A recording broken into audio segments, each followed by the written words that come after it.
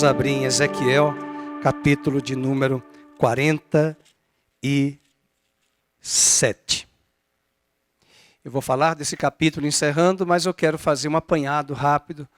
E uma frase que nós ouvimos bastante da judia, da dona Estela, que marcou muito o meu coração. Ela não é uma judia messiânica ainda, mas ela dizia o tempo todo que visitar Israel é apalpar os textos bíblicos literalmente.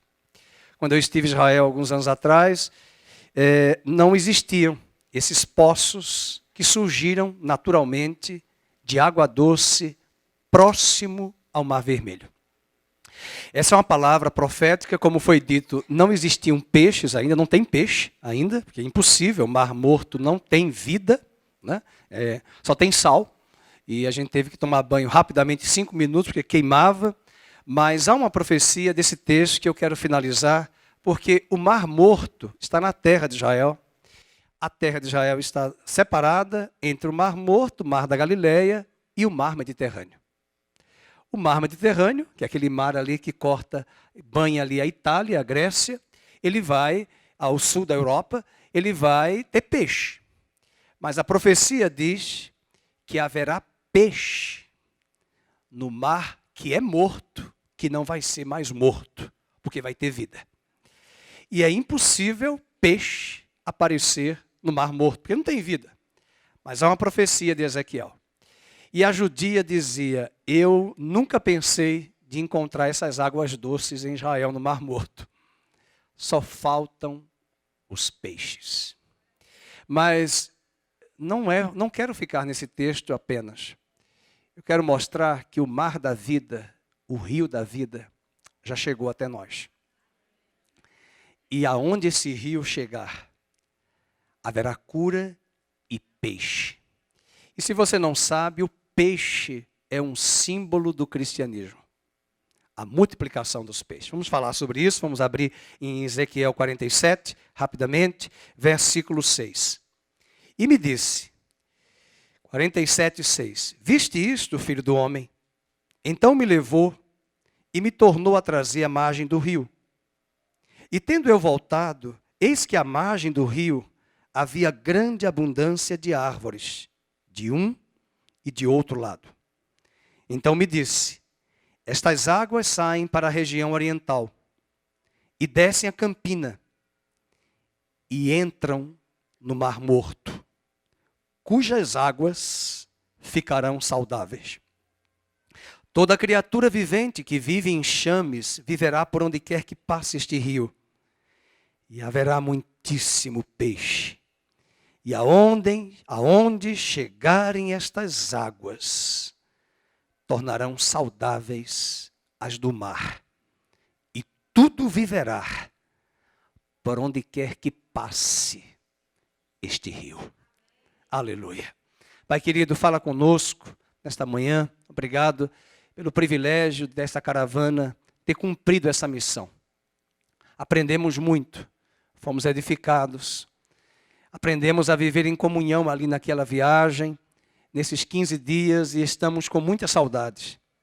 Mas nós queremos voltar para a nossa realidade e permitir que estas águas que estão aqui dentro do nosso coração, os rios de águas vivas que Jesus falou à mulher samaritana, por onde esse rio passar, o que está morto, seja vivificado pelo poder das tuas águas purificadoras. Fala ao nosso coração, edifica a tua igreja, no nome de Jesus. Amém. Pode sentar. Eu vou finalizar com esse texto, mas eu quero dizer algumas coisas. Eu postei muitas fotos, muitas imagens e até vídeos para que todos que não foram pudessem acompanhar. Um dos lugares que nós fomos foi o Museu do Holocausto. Um dos museus mais importantes que eu acho que vale a pena visitar. O nosso guia do Brasil, o Rodrigo, não se sentiu bem à vontade de entrar, por ser um ambiente pesado. Nós tivemos um ex-presidente que teve a audácia de dizer que o Holocausto não existiu. Um absurdo. Mas olhar para o Holocausto no século XX, em 1939 a 45, quando terminou a Segunda Guerra Mundial, os nazistas decidiram fazer um fechamento com o povo judeu. Imagine você que a igreja, a cristandade, começou no ano 70 depois de Cristo. Até o ano de 1947 não existia o Estado de Israel. Esse período do ano 70, quando o general Tito, imperador romano, destruiu Jerusalém e criou a diáspora, os judeus foram exilados da terra e nunca mais voltaram a ter posse e domínio da terra Eretz Israel, terra física de Israel. Os teólogos da cristandade olharam para as profecias de Ezequiel.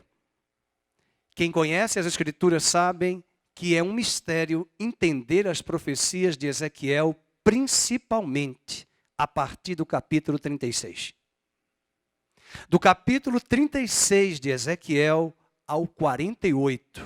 Depois vocês leem em casa que o último versículo de Ezequiel 48 diz assim: e o Senhor estará ali.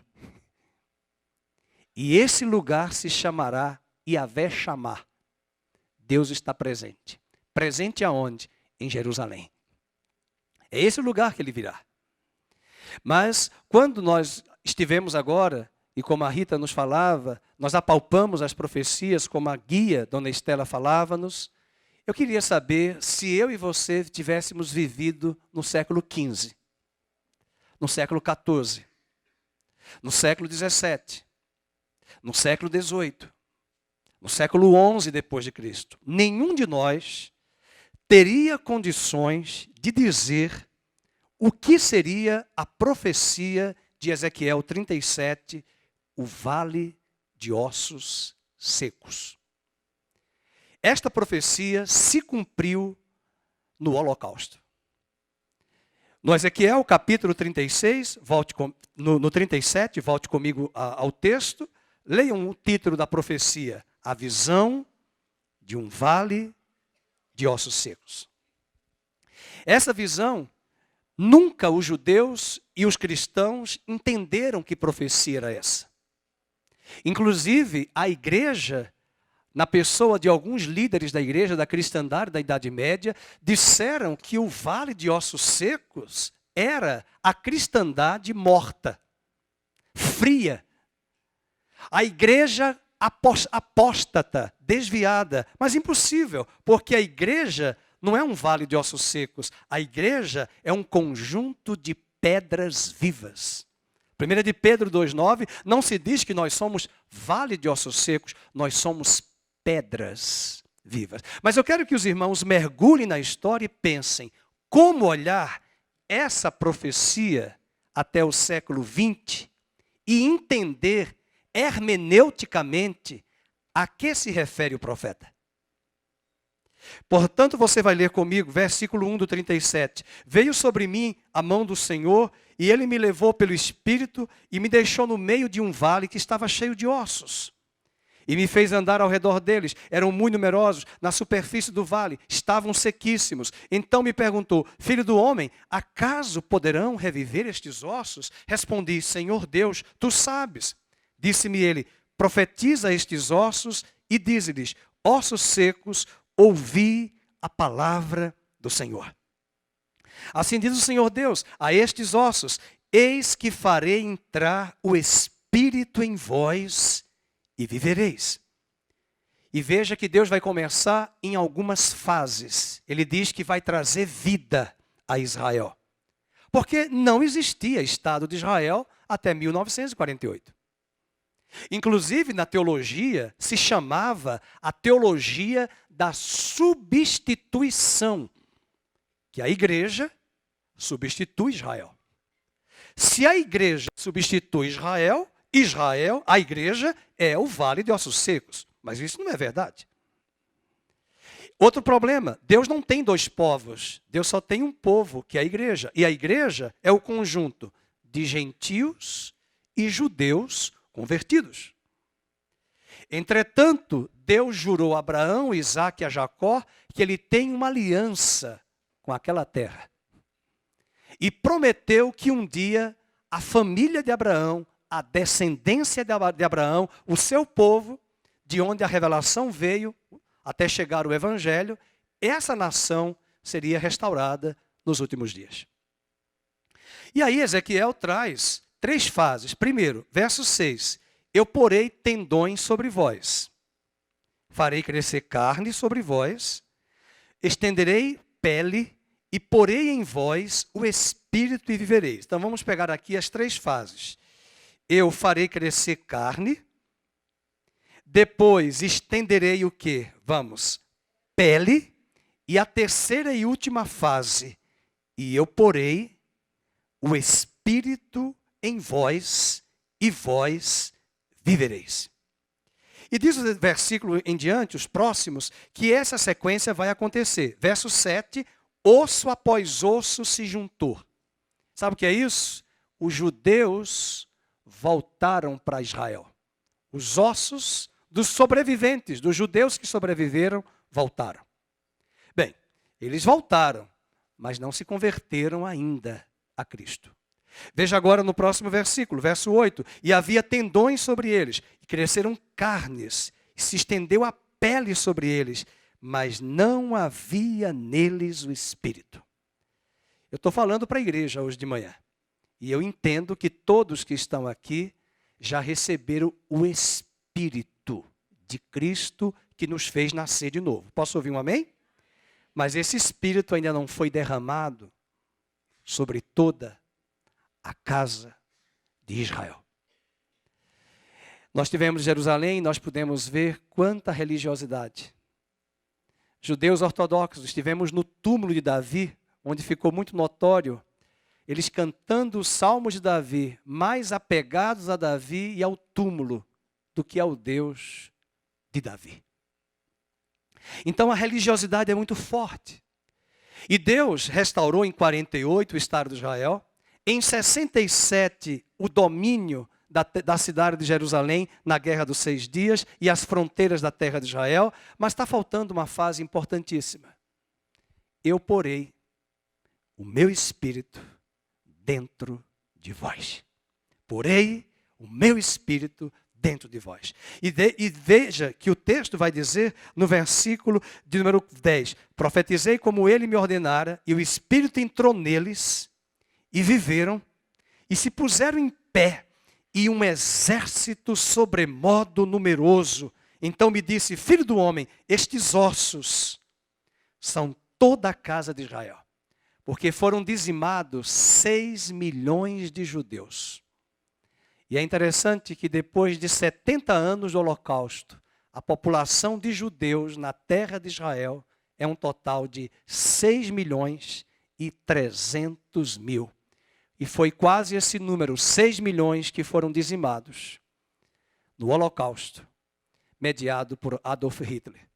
Agora acompanhe no verso 11. Então me disse, filho do homem, esses ossos são toda a casa de Israel.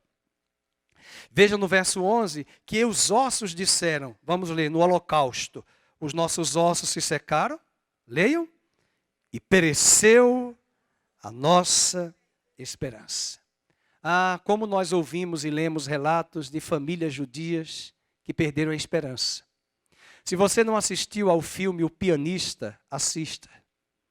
Imagine uma batata inglesa ser dividida por 8 pessoas para comerem em uma única família uma batata. Muitos judeus se suicidaram. Perderam a esperança de que um dia a terra de Israel, o seu povo voltar como nação, aconteceria.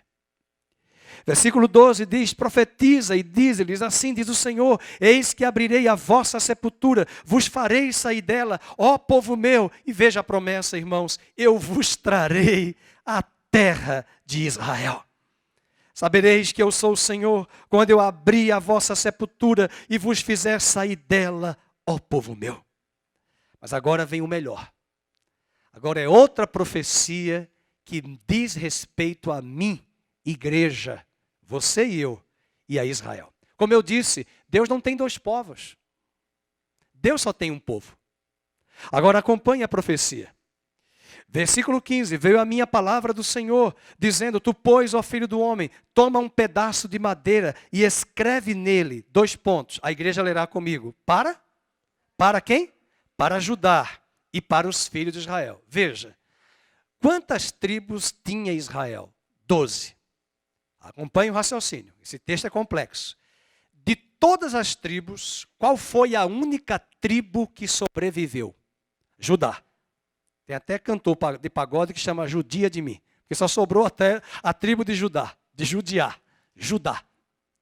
Mas a tribo de Judá foi a única que voltou do cativeiro da Babilônia. As demais tribos que foram para a Síria, destruídas e espalhadas pelas nações, pela Síria, no ano 722 a.C., nunca mais voltaram. Portanto, a única que voltou foi Judá. Aí ele diz o seguinte, acompanhe. Vou pegar aqui um microfone. Pega essa vara e diga que essa vara é Judá. É para Judá e os filhos de Israel. Agora vamos acompanhar o versículo. E depois toma outro pedaço de madeira e escreve nele. Leia em voz alta. Para quem? Então está aqui a outra vara, José. Eu pergunto, quem é José? Filho de Jacó. Para onde foi José? Para o Egito. Com quem José se casou? Com uma egípcia. Opa! José no Egito casando-se com uma egípcia. Com quem Cristo vai casar? Nós cantamos hoje no louvor. A tua noiva clama, vem. Mas quem é a noiva? A igreja. Mas quem é a igreja? Tirada dos gentios. Mas com quem o Messias vai se casar? Com a igreja. Mas quem é a igreja? Um povo formado dos gentios. Com quem José se casou? Uma gentia. Quais são os nomes dos filhos de José? Efraim e Manassés. Preste bem atenção agora o que ele vai dizer. As duas varas, digam comigo, Judá. E qual é a outra vara? José. Só que ele vai dizer o seguinte, José, ele vai chamar agora de Efraim. Acompanhe. Para José, pedaço de madeira de quem? Efraim. No livro de Oséias, nada mais é que Israel. Efraim é filho de José. Mas Efraim vai ser sinônimo. Preste atenção no raciocínio, para não dar nó na cabeça. Efraim vai ser sinônimo das 10 tribos do reino do norte de Israel, que foram espalhadas entre as nações, que nunca mais voltaram. E Deus está dizendo algo tremendo.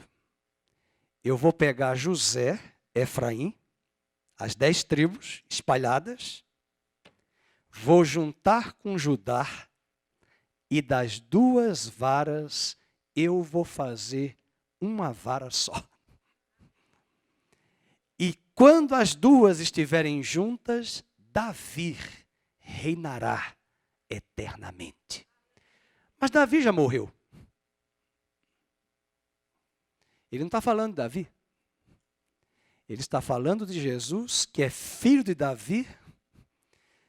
E Davi nasceu em Belém, e Jesus nasceu em Belém, e é esse Messias que um dia virá, juntará as 2 varas, o Israel físico com a igreja, porque ele não tem 2 povos, e fará de ambos os povos um só. Diz o texto, no verso de número 18, não nos revelarás o que significam estas coisas, porque nem Ezequiel entendeu. Versículo 19, tu lhe dirás, assim diz o Senhor, eis que tomarei o pedaço de madeira de José, que esteve na mão de Efraim, e das tribos de Israel, suas companheiras. Então ele está falando das 10 tribos. E o ajuntarei ao pedaço de Judá. Inclusive, nós tivemos uma foto lá no Jardim das Oliveiras, porque nem eu me dava conta disso. Eu sou Oliveira, minha esposa é Oliveira, pelo meu nome, mas a Marisa é Oliveira. O casal de BH que foi conosco é Oliveira. Quem foi mais que é Oliveira? O Rodrigo, que é Oliveira. A Fernanda, mas tinha outras pessoas também da tribo, da família Oliveira. E eu falei, meu Deus, quanto Oliveira.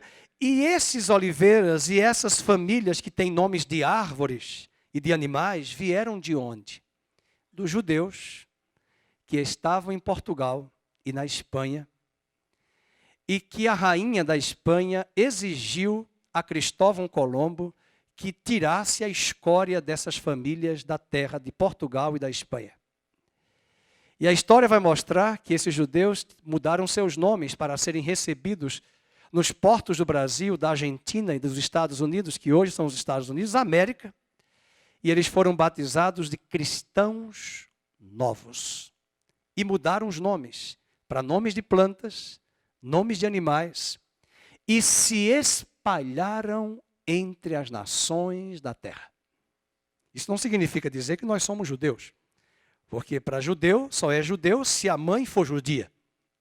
Mas eles se misturaram entre as nações. Inclusive Oséias falou de Efraim dizendo assim: Efraim se misturou entre as nações. E o profeta está dizendo agora que ele vai juntar a tribo de Judá, a vara, com a vara de Efraim. E as duas varas vão formar um povo, que somos nós, a igreja. E aí diz o texto, no versículo 19, vamos ler? E o ajuntarei ao pedaço de Judá, farei deles um só pedaço, leiam, e se tornarão apenas, eu queria ouvir da igreja, na minha mão. Mas agora vem a profecia de Jesus e de Davi, verso 24. O meu servo Davi reinará sobre eles. Mas Davi já morreu. E todos eles terão um só pastor. Andarão nos meus juízos. Guardarão os meus estatutos e os observarão. Versículo 25, a última frase. Vamos ler o 25 todo. Habitarão na terra em que dei a meu servo Jacó, na qual vossos pais habitaram. Habitarão nela, ela e seus filhos, e os filhos de seus filhos para sempre, em voz alta.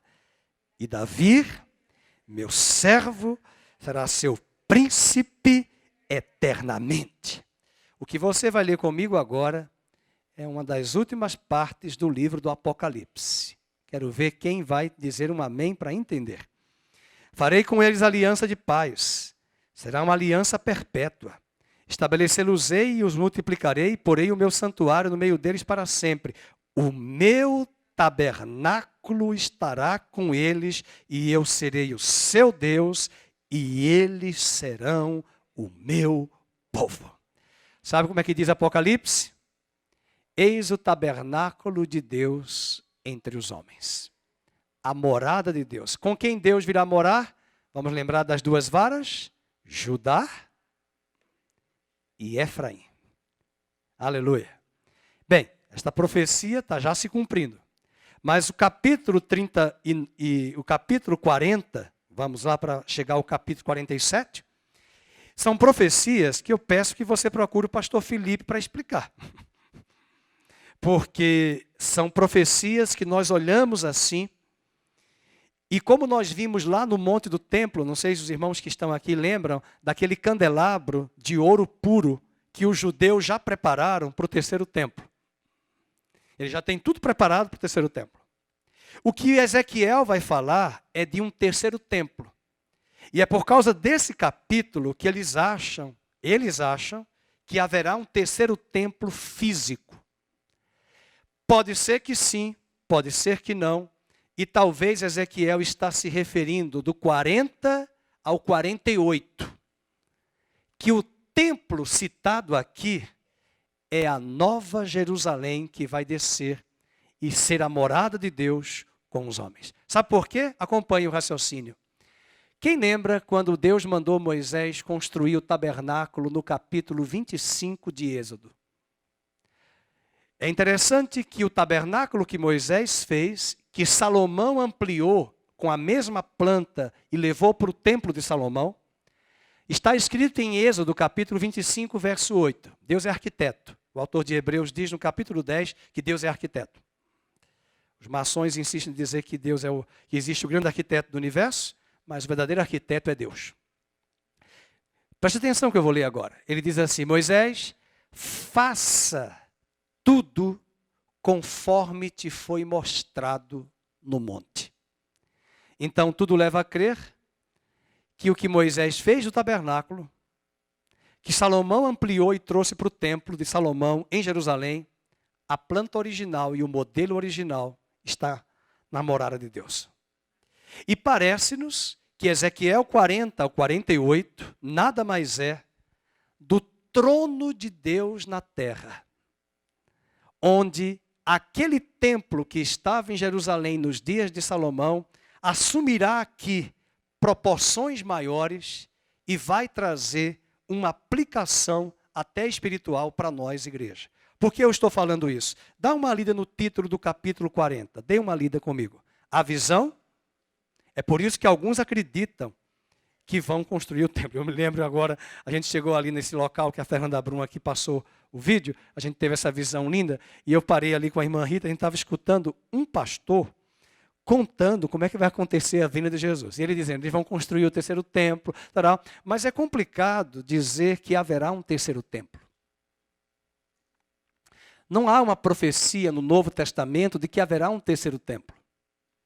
Mas aqui é que está o problema. Parece-nos que o que está em Ezequiel 40 a 48 são uma narrativa de uma linguagem do templo, mas esse templo é o próprio Deus que vai fazer morada com os homens na terra. Por exemplo, vamos lá para o capítulo de número 47. Veja o 43, por exemplo. Dá uma olhada no 43. Qual é o título?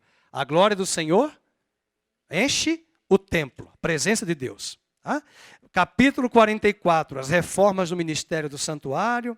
O 45, ele vai falar também dos levitas, dos sacerdotes. No 46, as festas judaicas que eles celebram. Mas quando nós chegamos no 47, ele diz, verso 1, vamos ler. E depois disto o homem me fez voltar à entrada do templo. E eis que saíam águas de debaixo do limiar do templo, para o oriente. Porque a face da casa dava para o oriente, e as águas vinham de baixo, do lado direito da casa, do lado do altar. Ele me levou pela porta do norte e me fez dar uma volta por fora até a porta exterior. Saiu aquele homem, verso 3, para o oriente, tendo na mão um cordel de medir. Versículo 6, onde nós paramos. Versículo 4. Mediu mais 1000 e me fez passar pelas águas, águas que me davam pelos joelhos. Mediu mais 1000 e me fez passar pelas águas, águas que me davam pelos lombos. Mediu ainda outros 1000 e já era um rio que não podia atravessar, porque as águas tinham crescido, águas que se deviam passar a nado, rio pelo qual não se podia passar. E me disse, viste isto, filho do homem? Então me levou e me tornou a trazer à margem do rio. E tendo eu voltado, eis que à margem do rio havia uma grande abundância de árvores de um e de outro lado. Então me disse, estas águas que saem para a região oriental e descem para a campina, foi o que nós vimos lá, nós apalpamos esses poços. Você imagina aqui, esse tapete aqui verde, esse piso, e logo aqui do meu lado, os poços de água. E a gente pôde contemplar várias plantações ali do lado, porque onde tem água doce vai ter vida. Aqui não tem vida. E de repente, o texto diz que essas águas entram no Mar Morto e estas águas do Mar Morto vão ficar saudáveis. Toda criatura vivente que vive em enxames viverá por onde quer que passe este rio. Haverá muitíssimo peixe. Peixe em grego é uma palavrinha que nós pronunciamos ictus. Era o símbolo do cristianismo primitivo. Devido à multiplicação dos peixes e porque a expressão peixe em grego traz as iniciais das letras Iesus, Christus, me corrija agora as palavras, Iesus Christus, Theo, Deus, né? Ios, único, e Filho, Salvador, né? Então era uma forma das iniciais lembrar e referendar quem era Cristo.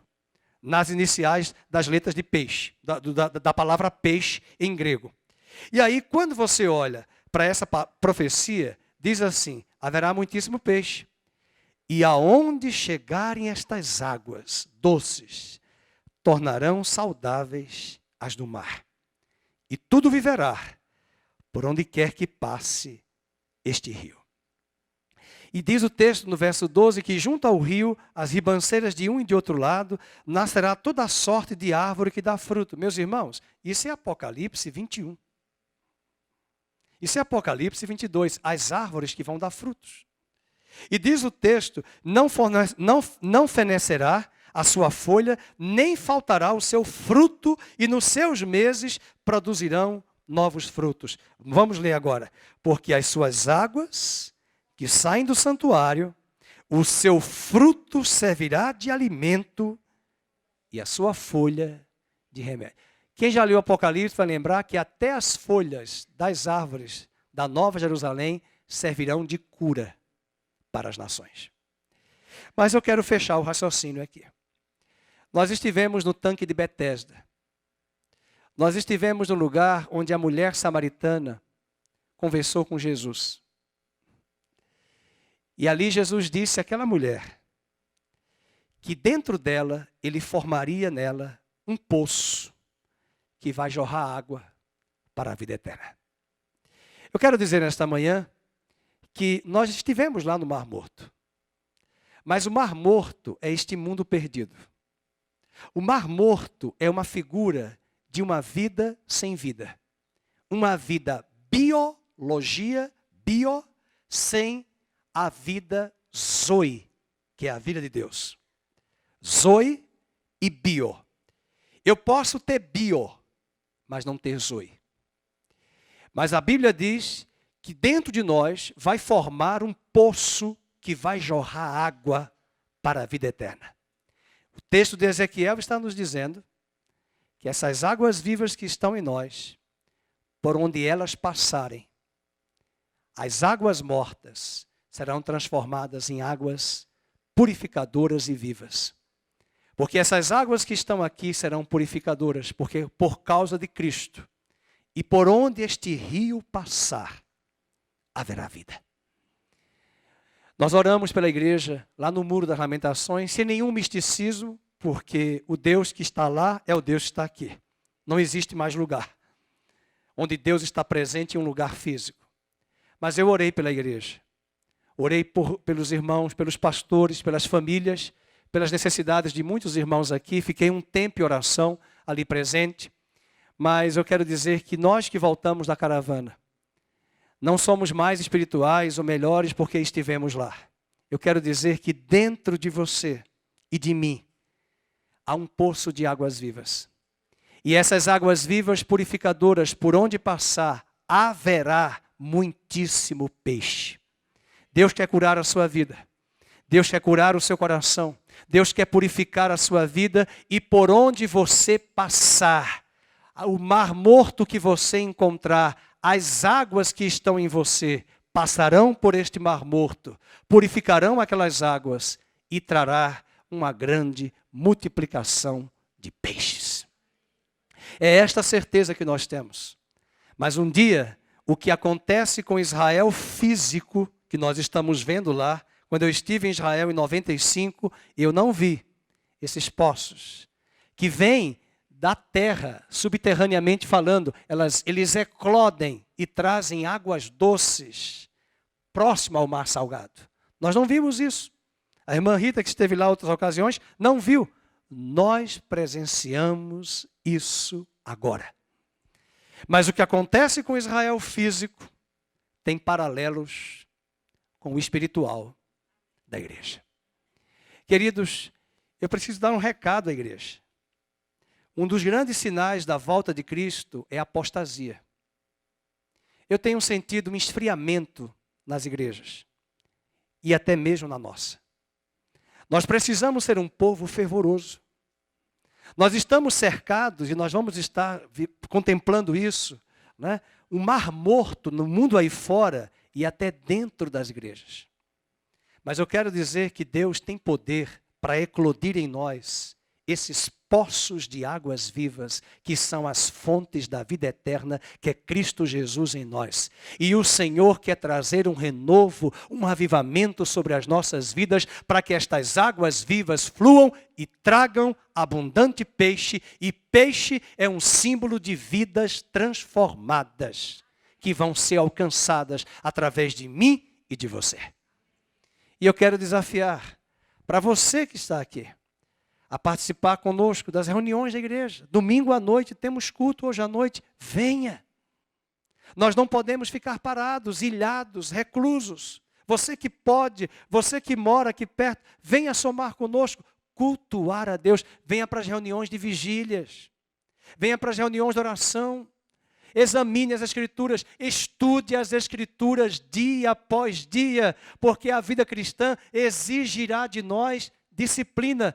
Nós visitamos a terra onde João Batista nasceu e Jesus falou acerca dele que o reino de Deus, desde os dias de João Batista, é tomado à força, e os que se esforçam se apoderam do reino de Deus. Cuidado com o legalismo, mas na vida cristã exigirá sacrifício, renúncia, morte, desprendimento, porque o reino de Deus é tomado à força. Quantos de nós fazemos esforços para conquistar coisas do mundo? Diplomas, títulos, sacrifício para fazer uma pós, uma graduação, um intercâmbio. São sacrifícios financeiros, são sacrifícios intelectuais, são sacrifícios físicos. O reino de Deus é tomado também à força. E quando eu vi esses pântanos sendo eclodidos ali na região do Mar Morto, eu lembrei da igreja. Nós não somos o Mar Morto, nós somos os rios de águas vivas. Nós não somos o cemitério de vale de ossos secos, nós somos pedras vivas. E Deus tem um remanescente fiel. Se olhamos em Israel e vimos lá vários religiosos distantes de Deus, a igreja não é diferente. E se você é daqueles que são pessimistas, que olham para a cristandade e para as igrejas, está muito ruim, não vale a pena a igreja, eu quero lhe dizer que nem mesmo em Israel, nos dias do Velho Testamento, Deus teve uma totalidade de Israel fiel. Deus teve um remanescente fiel. E eu quero torcer e orar e clamar a Deus para que sejamos partes desse remanescente fiel.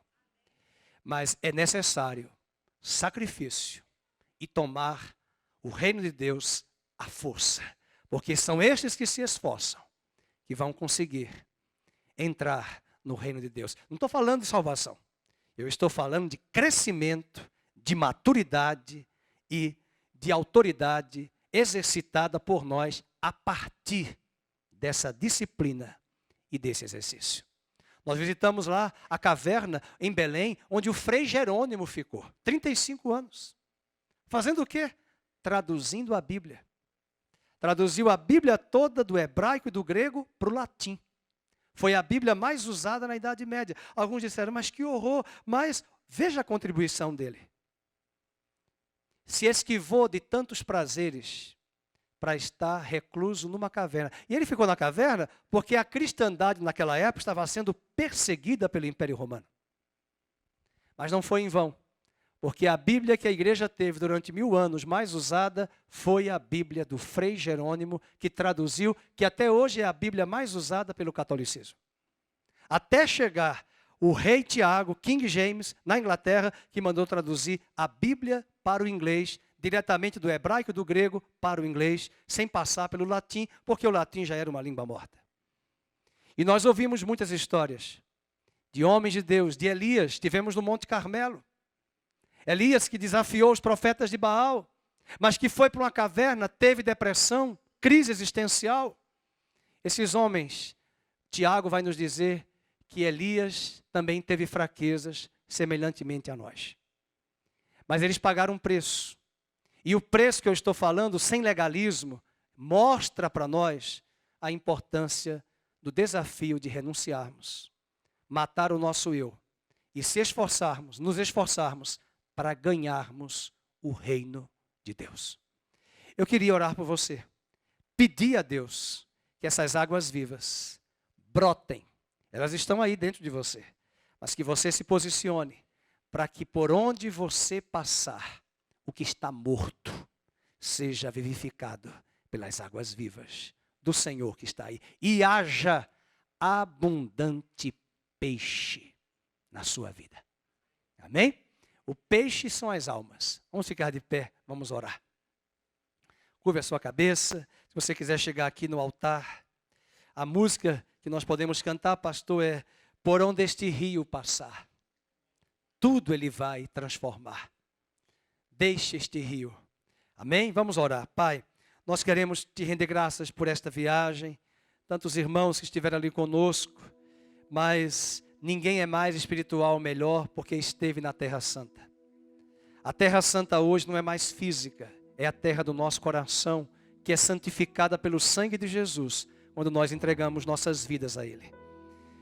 Mas nós comentamos aqui hoje sobre esse lugar do Mar Morto.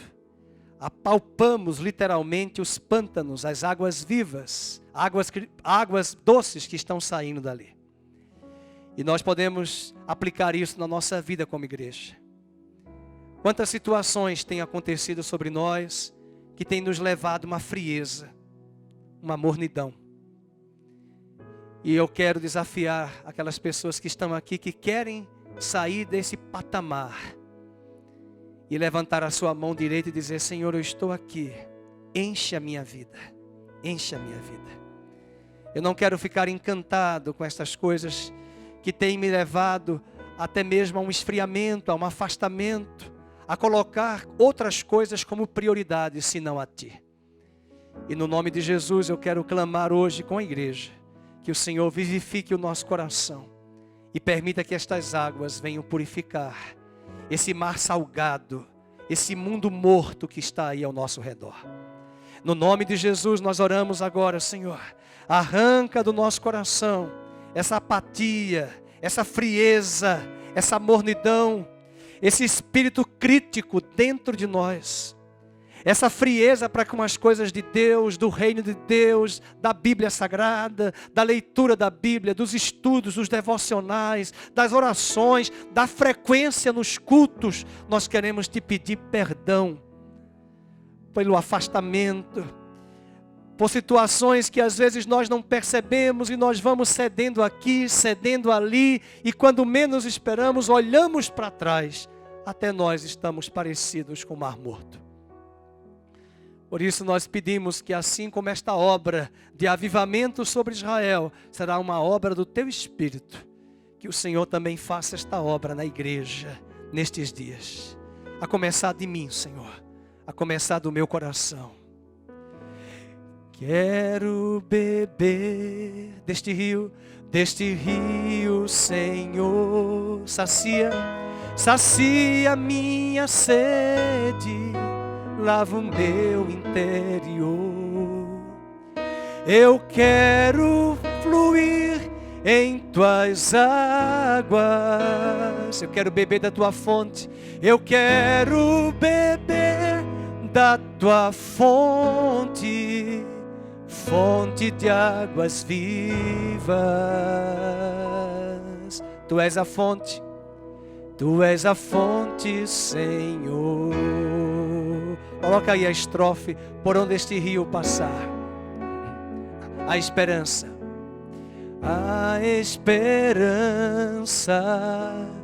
para o ferido. Flore plantada, marcada pela dor.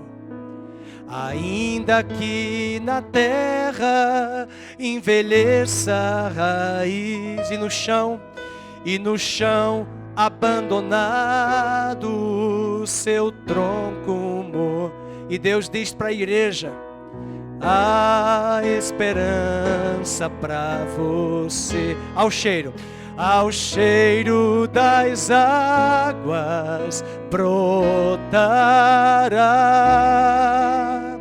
como planta nova, florescerá.